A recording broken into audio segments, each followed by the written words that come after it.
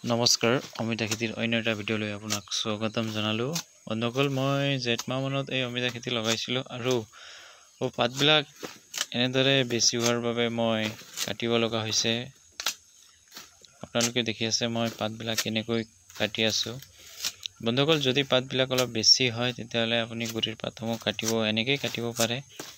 আৰু যদি কিবা আপোনালোকে মোৰ ফালৰ পৰা কিবা বিশেষ জানিব বিচাৰে মোক কমেণ্ট যোগে জনাব। মই যিমান জানো আপোনালোকক জনাবলৈ চেষ্টা কৰি যাম। এয়া চাওক, মই এইবছৰ জেঠ মাহত কৰা অমিতা খেতি থুলমূলকৈ ভিডিঅ' আকাৰে আপোনালোকক দেখুৱাবলৈ চেষ্টা কৰিলোঁ। যদি আপোনালোকে অন্য কিবা জানিবলৈ ইচ্ছা কৰে মোক কমেণ্ট যোগে জনাব নাপাৰিব, মই আপোনালোকক নিশ্চয় সহায় কৰি যাম। ধন্যবাদ। যদি মোৰ চেনেলত প্ৰথমকৈ আহিছে আপোনালোকে প্লিজ লাইক, কমেণ্ট আৰু শ্বেয়াৰ কৰিব নাপাহৰিব। ধন্যবাদ।